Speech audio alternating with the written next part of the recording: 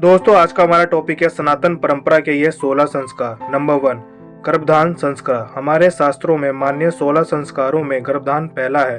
ग्रह जीवन में प्रवेश के उपरांत प्रथम कर्तव्य के रूप में इस संस्कार को मान्यता दी गई है।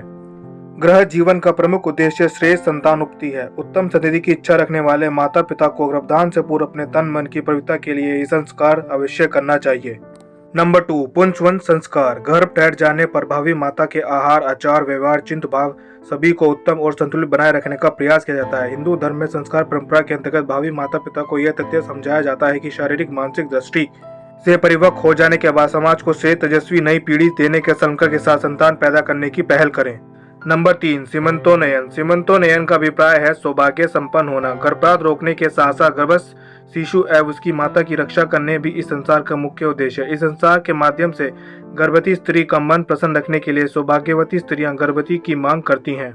नंबर 4, जात कर्म। नवजात शिशु के नाल छेदन से पूर्व इस संस्कार को करने का विधान है। इस देवी जगत के प्रत्यक्ष संपर्क में आने वाले बालक को मेधा बल एवं दीर्घायु के लिए स्वर्ण खंड से मधु एवं घृत गुरु मंत्र से उच्चारण के साथ चटाया जाता है। 2 बूंद घी तथा 6 बूंद शहद का मिश्रण अभिमंत्रित कर चटाने के बाद पिता बालक के बुद्धिमान, बलवान और दीर्घायु होने की प्रार्थना करता है।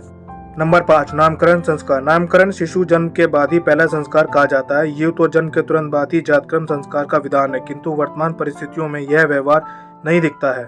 नंबर 6, निष्क्रमण। निष्क्रमण का अभिप्राय है बाहर निकालना। इस संसार में शिशु को सूर्य तथा चंद्रमा की ज्योति दिखाने का विधान है। भगवान भास्कर के तेज तथा चंद्रमा की शीतलता से शिशु को अवगत कराना ही इसका उद्देश्य है। इसके पीछे मनुष्यों की शिशु को तेजस्वी तथा विनम्र बनाने की परिकल्पना होगी। नंबर 7, अन्न प्रशासन संस्कार। बालक को जब पेय पदार्थ, दूध आदि के अतिरिक्त अन्न देना प्रारंभ किया जाता है तो वह शुभारंभ यज्ञ वातावरण युक्त धर्मानुष्ठान के रूप में होता है। इसी प्रक्रिया को अन्न प्रशासन संस्कार कहा जाता है। बालक को दांत निकलने पर उसे पेय के अतिरिक्त खाद्य दिए जाने की पात्रता का संकेत है। नंबर 8, मुंडन संस्कार। इस संसार में शिशु के सिर के बाल पहली बार उतारे जाते हैं। लौकिक रीति यह प्रचलित है कि मुंडन बालक की आयु 1 वर्ष के होने तक करवा ले अथवा 2 वर्ष पूरा होने पर तीसरे वर्ष में करवाएं। नंबर 9, विद्यारंभ संस्कार। जब बालक बालिका की आयु शिक्षा ग्रहण करने योग्य हो जाए तब उसका विद्यारंभ संस्कार कराया जाता है।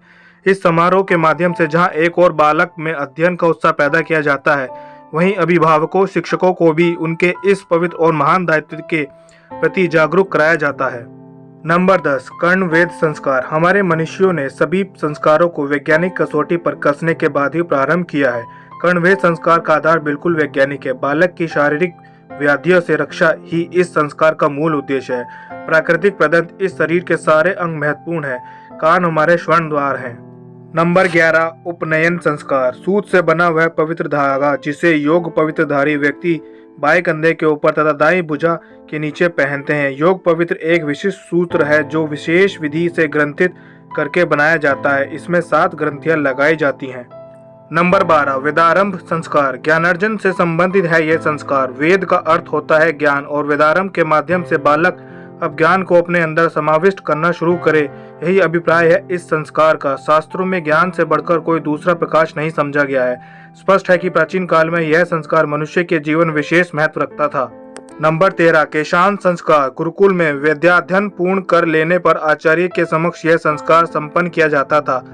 यह संस्कार गुरुकुल से विदाई लेने तथा गृहश्रम में प्रवेश करने का उपक्रम है। वेद पुराणों का विभिन्न विषयों में पारंगत होने के बाद ब्रह्मचारी के समावर्तन संस्कार के पूर्व बालों की सफाई की जाती थी तथा उन्हें स्नान कराकर स्नातक की उपाधि दी जाती थी।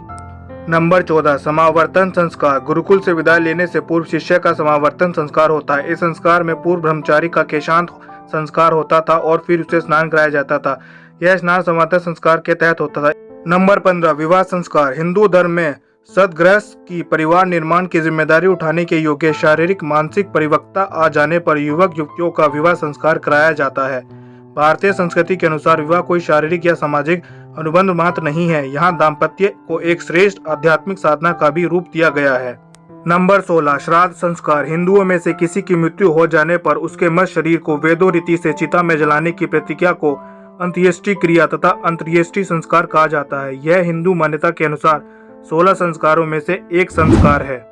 अगर आपको हमारी वीडियो पसंद आई है तो इसको लाइक करें और चैनल को सब्सक्राइब करें।